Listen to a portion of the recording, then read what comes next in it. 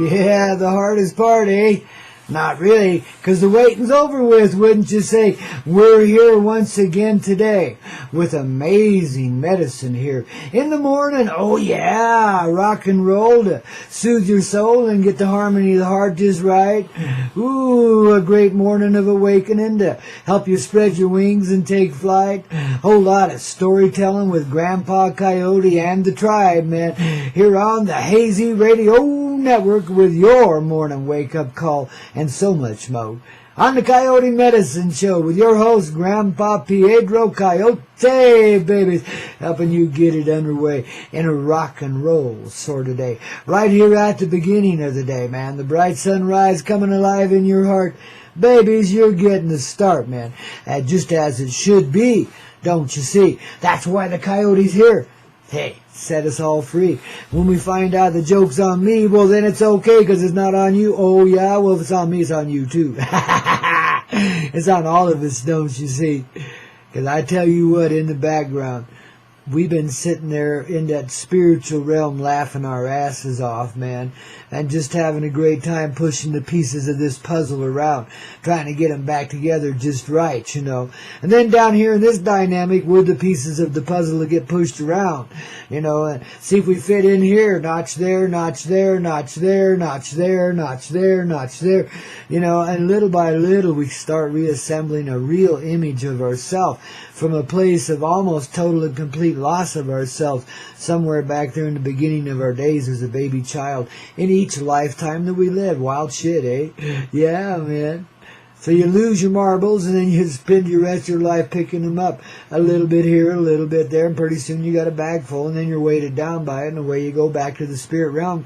Get rid of all that heaviness, man. Well, that's the way we've kind of carried it, you know. You accumulate bagage as you travel through life and experience different aspects of your variously dimmed down self and find out that people aren't really the progeny of love all the time. They've been pretty ugly at the time then. You know, it seemed like opposite world. There was evil, wickedness, terribleness, you know, crucifixions everywhere, man. You know, lives being sacrificed like so much mud. You know, wow. That's the end how world that we step into here, man. Try to make some sense of it and live through it and live to tell about it, you know, etc. Maybe gain some ground because of it. I mean, why else would we be in such a shithole? You know, except to give ourselves a little bit of a journey to really understand the gritty side of things so we can get down to the business of creating life in a really dynamic, powerful, and above all, feeling sort of way.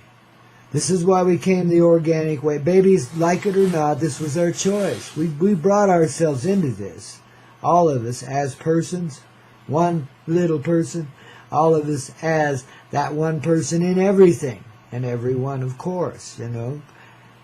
I always call her Mama Mary Jane because to me, symbolically, that's what she represents, the creative, nurturing love that was so alone at some point in its reality it had to make creation to experience itself so it wouldn't feel so alone. And all the experience in this creation, from what I see here, sitting at 9,000 feet high in the Rocky Mountain sky on the spaceship, love, what I see here, man, is like, you know, it's all about getting comfortable in that loneliness.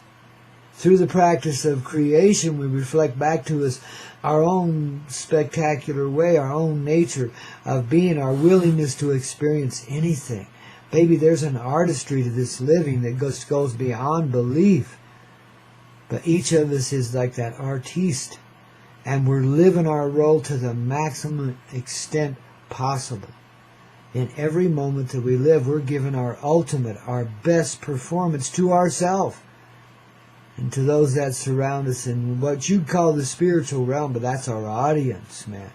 And it's really way beyond spiritual, mystical, multidimensional. It's a reality of itself that's beyond all that stuff. It is what creates all those senses of divisionary realities. It's the living truth that all things are united in a singular life. You know, and it's got to learn to be comfortable in itself. To be happy and content. Now, I'm pioneering sort. I know you are too. Most of you that tune in here are. Thank goodness for that, eh?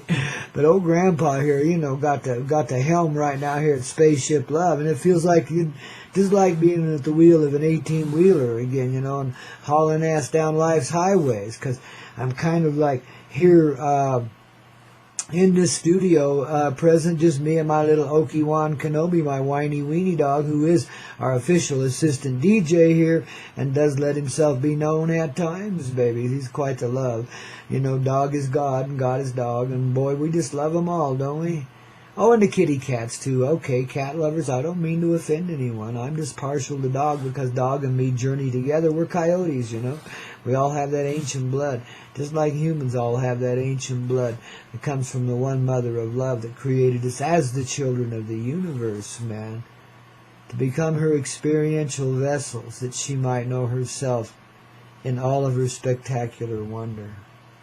To have a universal feeling inside as well as outside of yourself. An experiential place in which to practice the feeling sides, the expansive sides then, of love, which was an unfathomable feeling. But it was reassuring to know that it existed in a reality that we could really live in, that we really are in. And that kind of allows us to make some sense out of this dark journey here, and the aspects of it that seem so unclear and that have drug us down to the point where self-torment would take us to killing ourselves time and again, one way or another. There's a lot of suicidal deaths here, but they're usually given in sacrifice to somebody else, not as an act of depression, but more like an act of confession of the soul that I agonize so much I got to journey away from here, but while I'm doing so, I'm taking and saving this person's life in the process so I can feel good about my transition, etc. You see, there's all this sub-psychological stuff, some would call it subconscious, that goes on in this life. That's the reality of it when we're living, the drama that we're living in, and the beautiful symmetry and poetry of it. It's just awesome and amazing. How much, our spiritual heart, and you can feel it now, I know, enjoys living these miserable roles, man. I mean, this is why we get so damn much of it. Because there's a part of us that just loves that feeling of agony. There's something righteous in that. It's the feeling of being alone. See, we took that alone feeling from the one person that is creation and brought it out into all these persons that became creation, spread it out so we could divide it up and each of us carry a little segment of it and get through this feeling. Get comfortable inside of ourselves. That's why this old man became a trucker in his younger days, why I was guided in that direction. Part of my name, the handle by which I wear in this life, is Coyote Bear, but the bear side can be bare naked, like as in I expose everything, or as in bear in that I realize my power in nature, but I also like to ruminate and sleep, especially when the winter's on. It's that lonely thing, the hibernation stage where you redream the entirety of your existence, and when you come out of that cave or off of that 3 million mile run you've been on trucking, man, you arrive in a different place and you live in a different world than you did when you went in there and hibernated. That's the coyote medicine in the bear, and the bear in the coyote medicine, and how it relates to a trucking life, but to a reality in which you yourself have found yourself isolated quite a bit in this life, even though you are quite the social being and you have a lot of friends around you. This is not uncommon in this reality for enlightened beings to behave in this way. It's coyote medicine in each and every way. We have to have our hibernation time in order to assimilate and understand that which we've been through, that which we're going through, that which we're creating right now for ourselves to be in for the rest of forever, you see? And when we do that, we've stepped outside the aspects of time and moved back into the motivations of creation, which are love, of course. That's at the root of everything. That is the Mary Jane energy. Now, you don't have to smoke pot in order to enjoy the Mary Jane energy. She lives within you. It's just a matter of realization. See, and I use this poetically and symbolically because I'm an artist in life too, just like you, and I like to screw around with it a little bit. See where this takes us, see where that takes us, see what that is over there, because I didn't really understand that before, etc. See, I like to roam around in life, follow the flow of life, get myself in that flow, so then I start to glow, and then I start to understand in a more deep and powerful way the moments that I'm living. You see, and then I start to chuckle in my heart because I'm finally catching on. And as I catch on, you catch on, she catches on, he catches on, even that old turd over there catches on. Everybody does. See, we share such a great conscious presence amongst us, but we've been so dulled down to that collective nature that we don't even realize, most of us, that it exists within us. That we are that collective as a personal expression of it, given in totality of the collective. See, again, that mother energy, that's what unites us. The one mother that came forward from the ocean of love and became the life that walked on 2 feet in a more densified form than we'd ever created for ourselves before. And that became the center point of living for humanity. That's the mother from which the children were all birthed into being. B-E-R-T-H-E-D. That means given a place here. You see, birth is all about finding your place and then working it out in your individual and personal way as the personal mother. And the father, of course, which is the steadiness of the love that mother shares. See, it's not so masculine as we've seen it in its expression.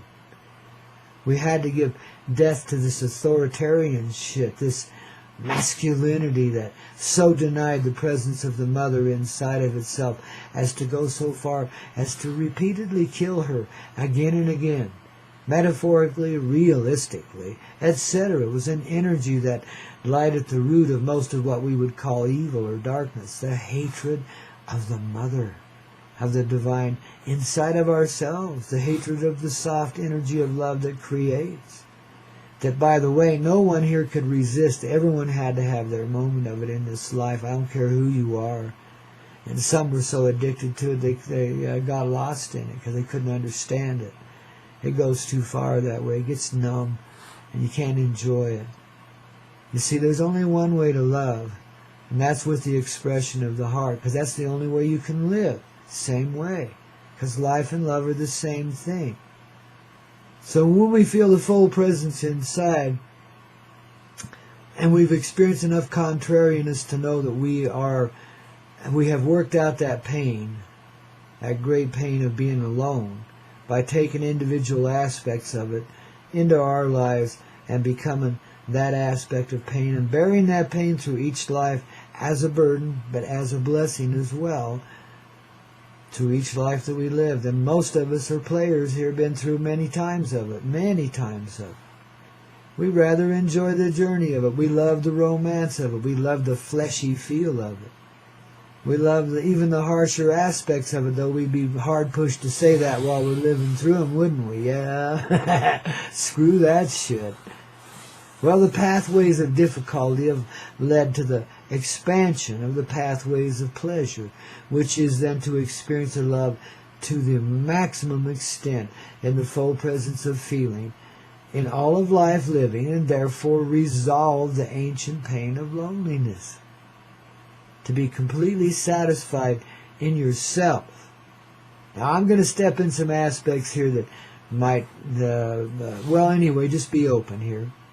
But see, this is why self-loving sometimes works better for a person as we see it from the human perspective. We're such selfish, empty little twits when we're in moments like that, trying to fulfill ourselves. But we do, in fact, acknowledge the fullness within ourselves in moments like that. We may want to express that with another, and in the world of fantasy, harmlessly do so.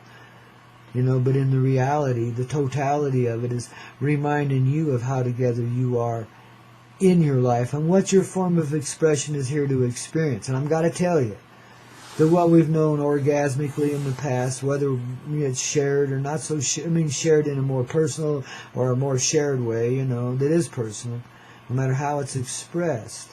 It's only been a suggestion of the true capability of our heart, of where we actually live, of the creative moment. Now, I got to tell you, it's not so intense as all that, and it doesn't take all that tremendous work. The intensity kind of dissolves away when you realize the loving flow of it. And only in moments like that will you begin to willingly experience and express that. You have to be comfortable in yourself before you have anything to share with another. I don't care how long you've been hitched up or how closely connected you are, man. You still don't have it until it's together in you. Then you can see it in others. So you have a limited perspective until then, till we settle it within ourselves. And that's the desperation that arises in those intimate areas and causes need to be, because we know we've got to return to that state. And this is a cry for it. It's a step in that direction. It's a suggestion as to, oh my God, the answer to the ancient cry of loneliness. To find the fullness. This is why we so divided ourselves out and conquered ourselves again and again through bitterness and defeat. This is why we've borne so much agony and pain. We were working it out for the mama, the great mama in everyone. You see, Mary Jane. Well, yeah, I got to admit, so I'm her papal presence represented here on Earth in this humorously given hippie-ki-yo form called Grandpa Koyote. It's rather strange, ain't it? But yet it's rather real. Because if I can wear that feminine energy and advocate for it as if I was her presence but still retain my maleness, I've just demonstrated the reality of our unity. That there really isn't a division between Mary Jane and the male. We are two forms of expression given in fullness from the ever-present heart which unites us. That's the three. There's you, me, and the heart, you see. That's how it works inside of yourself. So there's a unity in the three. The 3D that we've lived in suggests that to us all the time. We walk right by it blindly. That we don't see, but we do now. And how? So when you find that unity, and this is what those personal moments are for, is to suggest us in that direction, to resolve the ancient loneliness in its most perfect form. You, as a personal vessel of life, of love in motion, of creation in motion. So don't be surprised if you're drawn to a little stream up in the mountains somewhere on a warmer day, and magical things happen, because it's just the flow of life, and you'll be given some pretty wild thinking. Just follow the flow of the intelligent heart. Nothing can pull you away from that when you really understand what that flow is, when you feel it and you see it in the living presence around you. You talk about satisfying the aloneness. There is the moment when you do it. When you feel that living presence of yourself in everything around you. And we have our lonely moments. I spent millions of miles out there trekking up and down that highway all alone, yet so gathered with the reality I was passing through. Amazing experience. What a journey. And now I live in this magical little earth ship I call the spaceship Love, dug into the side of a sandy hill against a great big old mountain here. And I'm loving it, man. It's not solitary confinement. You'd be amazed what comes through my doors. But I do spend a lot of time here in that dream state, you see, which takes us to all these places that we actually live in. That deepens and broadens your understanding and perspective of things. I spend tremendous amounts of time in introspection, as you would say, but it's not a deep, heavy thing. It's an unburdening thing. I understand then more the historical context of the person that I am and of the journey that I've taken as a person and the aspect that I've been here to work out. It gets pretty crazy when you get right down to the living aspects of it in time. But see, that's why we take the journey. If we can really gain that deep perspective, that understanding that unifies all of our hearts on all the lives we've lived in, into this moment of now, we can be so completely comfortable in our presence that it becomes the orgasmic journey that begins it all. And I tell you, babies, it's not so intense. It's sweet like honey, but it's not sticky or gooey at all. It's just pure love, the essential core love, feeling itself finally for the first time in the full presence of itself. This is why there's been the ages and generations of rise and fall and agony and insurrection and all that goes with it. So we could appreciate the ripening side of this journey, the full presence of our love, when that perception would return to us. Because we designed it that way. No matter how bad it got, we had the place marked where we would return. So we could stretch through time and be assured there would be a completion of time and the experience in it. So we take the full presence of it with us now as we journey forward into the real life of loving creation. And it begins in that moment when we realize the full presence of self as a human person. It's so Coyote, here on the Coyote Medicine Show, your morning wake-up call and so much more. Grandpa helping you get in that flow. Hey, Donovan, man, where you been? I thought you were living under a bridge down in San Diego alongside Elvis or something, man. Good to see you, dude, man. We get the best rock and rollers here on this Coyote Medicine Show. Hey, if you haven't been over to the Coyote Club lately, Donovan says maybe you should go over there and party down with us there too, eh? Hey, getting your day underway in just the right sort of way. Grandpa, Coyote, and a whole host and flock of some really dynamic and powerful but greatly artistic and angelic persons, wouldn't you say?